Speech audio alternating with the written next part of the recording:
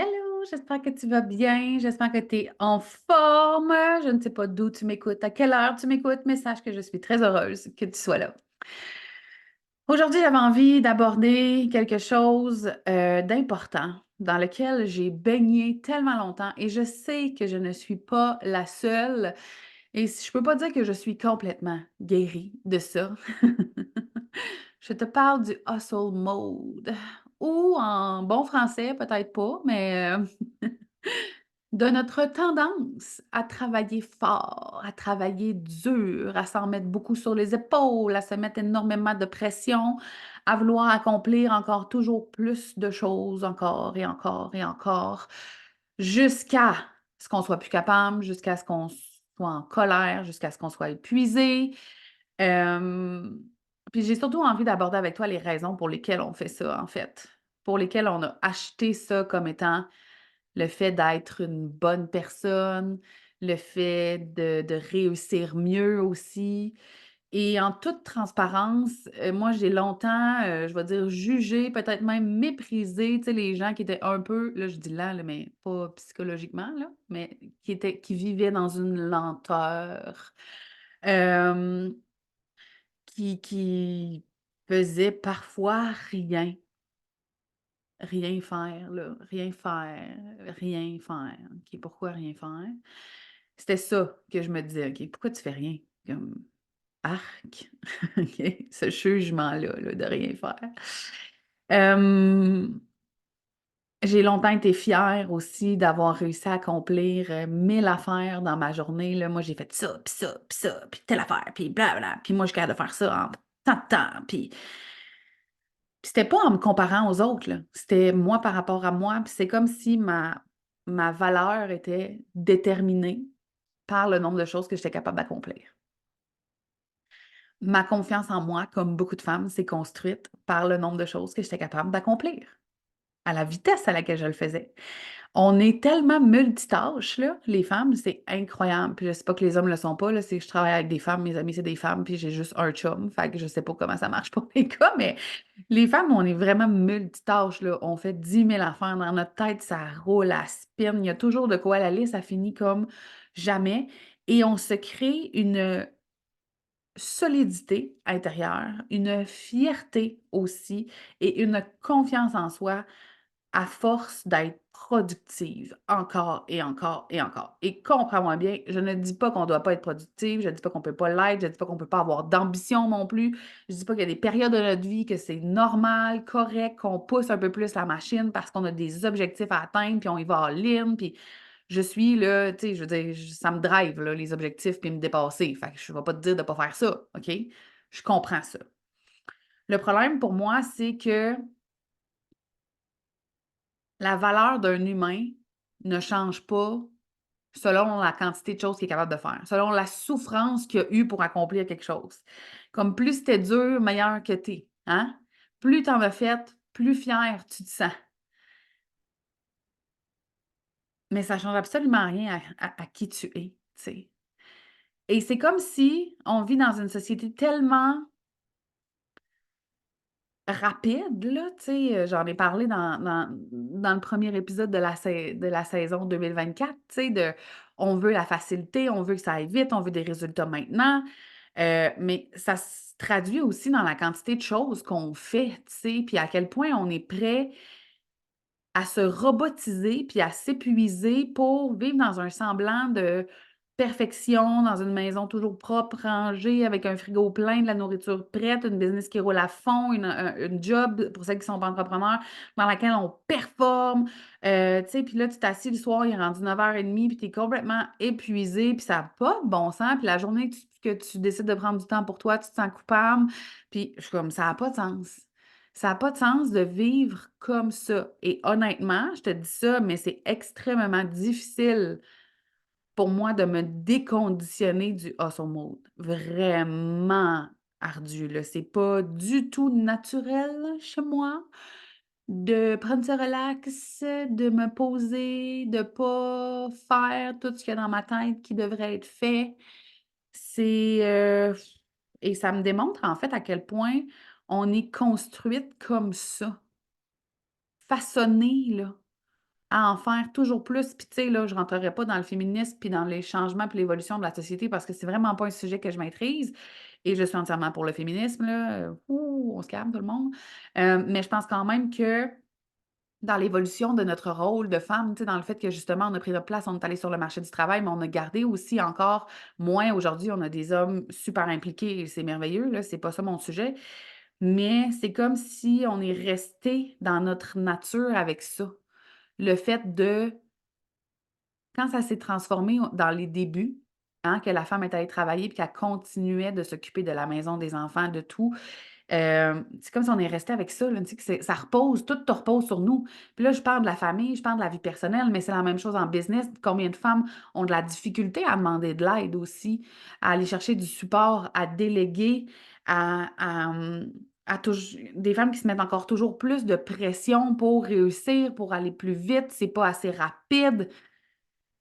Hey, mais c'est tellement exténuant, honnêtement. Puis cette année, je me suis donné le défi en 2024 de travailler environ 20-25 heures par mois et d'avoir quand même une entreprise en croissance. On s'entend à 25 heures par mois, j'aurais pas une entreprise qui va passer de dans les 6 chiffres à des millions de dollars. Je suis tout à fait au courant de ça, mais mon but, c'est vraiment de m'apprendre à ralentir. Euh, c'est drôle parce que récemment, j'ai lu un long post d'une coach qui disait que c'était impossible d'avoir du succès puis de travailler, moins, ce qui m'a un peu trigger, honnêtement. Mais je comprends que, tu sais, c'est pas cette année que je vais faire 10 millions de dollars ni même 1 million de dollars, OK? Ça, c'est assumé entièrement, c'est pas ça que je souhaite. Je veux revenir à mon essence. Je veux arrêter de mettre une pression complètement inutile d'aller plus vite. J'ai 39 ans, là, je veux dire, ma vie est pas finie, j'ai encore du temps, ça presse-tu vraiment pour hier? Est-ce que je peux enjoyer chaque journée? Tu sais, des fois, pour celles qui sont entrepreneurs ou peut-être même les salariés qui ont décidé de travailler moins, d'être à temps partiel ou d'avoir 4 jours par semaine, par exemple, des fois, j'ai l'impression qu'on a oublié aussi que dans ces choix-là qu'on a faits, c'était aussi pour avoir plus de temps puis une meilleure qualité de vie, tu sais, puis au final, c'est pas ça qui se produit. Je comprends pas. Tu sais, quand est-ce qu'on va comprendre, mettons? Parce que si je me ramène à quand je travaillais au gouvernement du Québec, puis je faisais 4 jours semaine, mon vendredi de congé, là, il était là, rempli, là, je spinais bord en bord pour arriver à tout faire, le ménage, les commissions, aller au Costco, aller faire l'épicerie, tout. Hey, tabarouette, j'étais brûlée raide. Fait que je compensais, j'étais en congé, mais il fallait que je fasse 1000 affaires, tu sais. Puis on est comme construite un peu comme ça. Puis honnêtement, moi, j'ai longtemps jugé les gens qui étaient plus dans la lenteur, comme si, ben, ils font pas beaucoup de choses, fait qu'ils sont pas tellement bons, tu sais. Alors que là, aujourd'hui, je me dis: «Peut-être que c'est moi qui avais pas compris. Peut-être que c'est moi qui avais pas compris» et encore une fois, c'est correct, il y a des moments dans notre vie où on doit pousser plus la machine, où on a plus de responsabilités, où on a plus de choses à faire, mais ça devrait, selon moi, évidemment, parce que c'est ma vérité à moi, être sur des courtes périodes. Ça devrait être temporaire. Et pourtant, quand je regarde, puis je me tourne, puis je regarde à l'extérieur de moi, à quel point, tu sais, je parle souvent du pilote automatique, de vivre comme un robot, mais à quel point notre société fonctionne comme ça dans tout, tu sais. Ou on voit juste des memes sur les réseaux sociaux de quand tu es un adulte, voir tes amis, tu sais, tu passes ton temps à dire: «On va se voir pour un souper», puis finalement 8 mois plus tard, c'est pas encore arrivé. À quel point c'est pas normal d'être en vie, mais de pas avoir le temps de vivre. Puis ça fait en sorte que je remets un peu la définition, là, je sais qu'on a toute notre définition personnelle, mais la définition sociale du succès. Le succès, c'est-tu vraiment travailler 80 heures par semaine pour pouvoir te payer des affaires, puis être jamais à la maison, puis être toujours fatigué, puis être toujours en train de courir pour accomplir encore plus, puis pour être capable de tenir ton niveau de vie? C'est-tu vraiment ça? Peut-être pour certaines personnes en passant, là, puis c'est bien correct, mais je réalise à quel point c'est pas la mienne. Puis de pouvoir avoir une lenteur le matin, de pouvoir travailler juste le matin, de pouvoir travailler le samedi si ça me tente, puis pas travailler lundi, mardi, mercredi si ça me tente. C'est extraordinaire. Mon chum a un horaire atypique, de pouvoir prendre mes congés en plein milieu de semaine en même temps que lui, c'est fabuleux. C'est fabuleux de pouvoir me permettre ça. C'est extraordinaire. Il y a tellement peu de gens qui peuvent se permettre ça. Puis on oublie ces petits détails-là. On fonctionne. Je vais m'arrêter ça là. Tu vois, c'est parfait. On fonctionne au lieu d'être en vie. Puis moi, ben, j'ai envie de vivre, pas juste de fonctionner. Je pense qu'il est vraiment temps qu'on se pose des questions sur ramène-toi donc quand tu étais petite puis tu avais 4 ans, là. C'est-tu vraiment à ça que tu aspirais? Puis réponds-moi pas que c'est de même la vie, là. Bullshit. Bullshit. Ça, c'est la vérité que tu as achetée. Que la vie, c'est ça. Tu es supposé courir, être fatigué, te lever le matin puis être déjà en train de courir ta vie, là.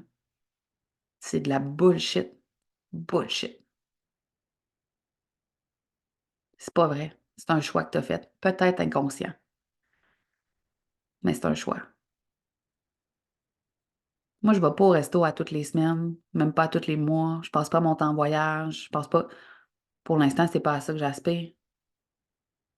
Je suis pas toujours en bikini, en train non, c'est pas à ça que j'aspire l'été, par exemple, et que je me baigne. Ça, c'est une autre histoire.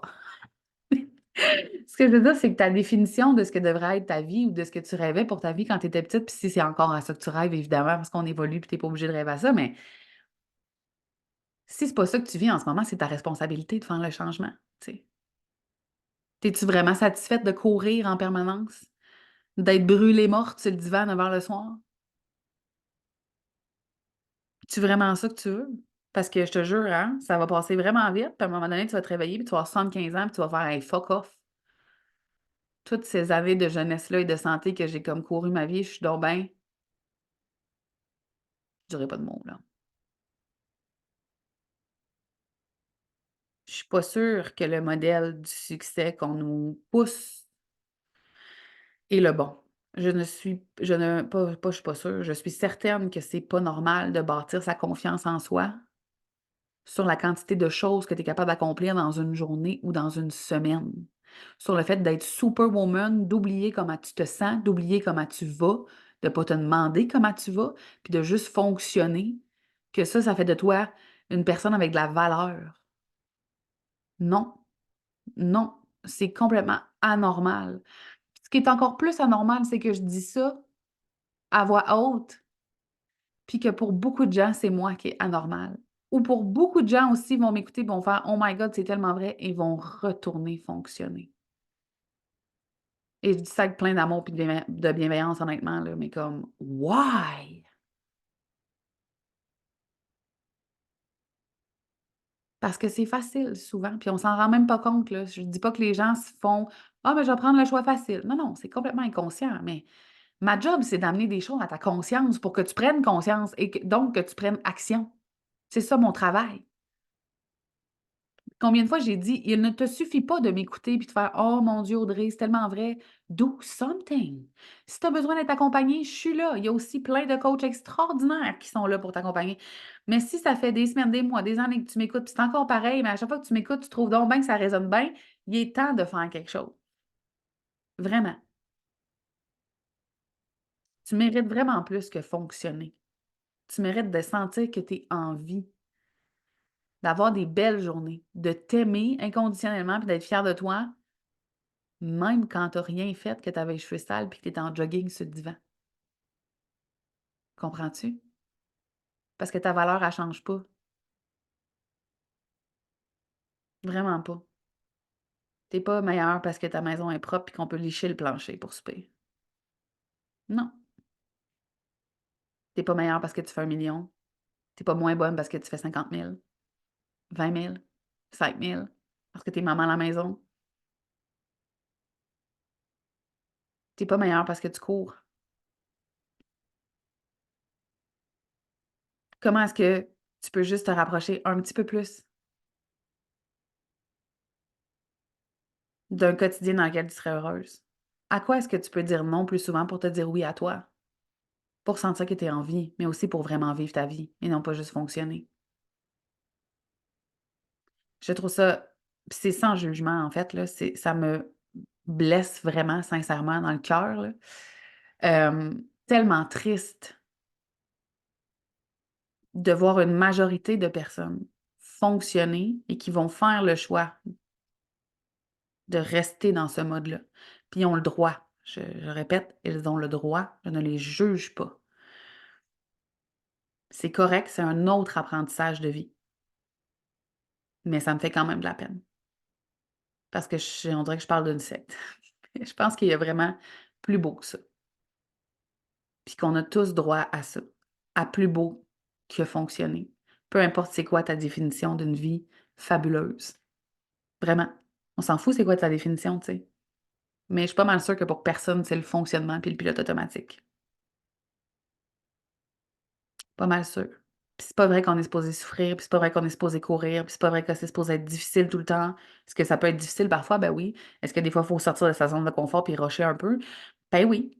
Ben oui. La vie, ça n'est pas fait que de facilité. Tu sais, c'est pas ça que je te dis, le hustle mode existe, mais quand c'est un réflexe de survie, et moi, c'est dans ça que j'étais là, toute ma vie, honnêtement. Toute ma vie. Et j'essaie vraiment en conscience de me déconditionner de ça, et c'est beaucoup de travail.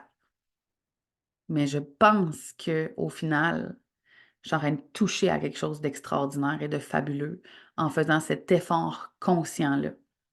Vraiment. J'ai hâte de savoir ce que tu en penses. J'ai hâte que tu me partager ton point de vue sur le sujet. Ça va me faire extrêmement plaisir. YouTube, Instagram, TikTok, name it. Un courriel si ça tente, comme tu veux.